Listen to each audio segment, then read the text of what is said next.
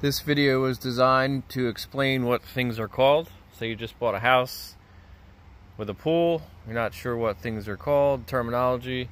So we're just going to go do a video on this. If you have a box like this, it has nothing to do with the pool. This is your landscape lighting transformer. You should have a GFI outlet. This is connected to your pool lights. Should have that close by somewhere.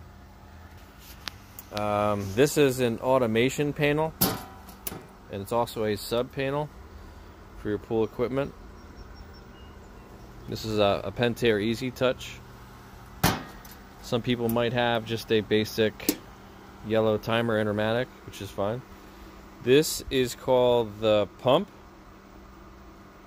So a lot of people are confused what the pump and the filter are. This is the pump. This is the pump housing, and this is the motor, the metal cylinder on the back. This particular pump is a variable speed when it has a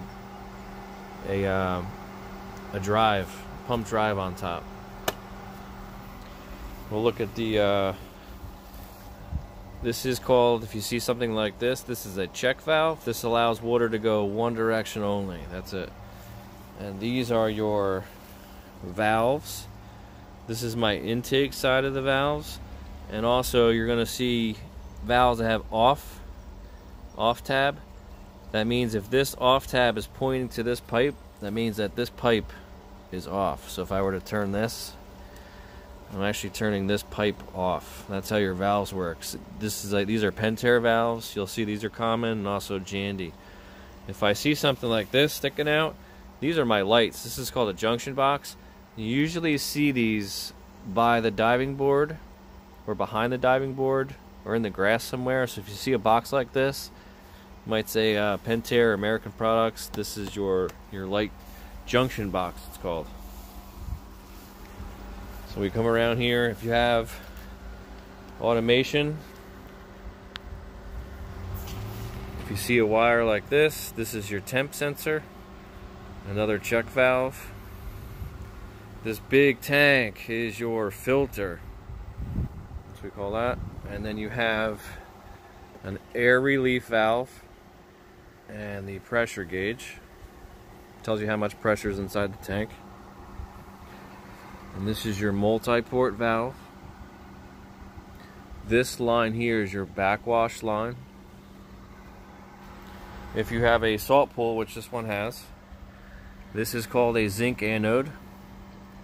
Basically, it's a metal cylinder that for salt pools, it just picks up current and it destroys that metal, not your heater. So if you see something like that, there's another check valve. This is your heater.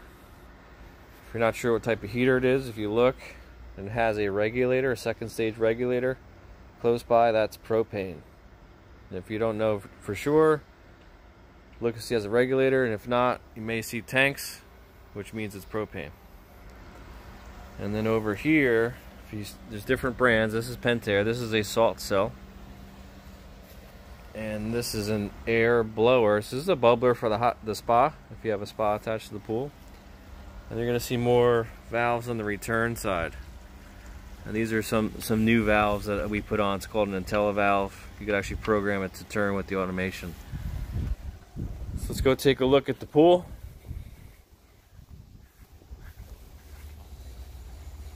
So we say this is the spa, and this is the skimmer.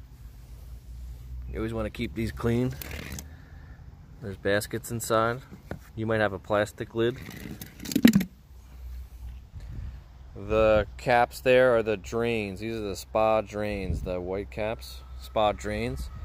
And the white guys shooting out water, those are called the spa jets, the jets. And there's the spa light right there. And then in the pool itself, that's the Polaris pool cleaner. It works off pressure and it connects inside the pool. This pool particularly has a floor return, which is a jet into the pool. And these here are main drains. They're going to have two more skimmers.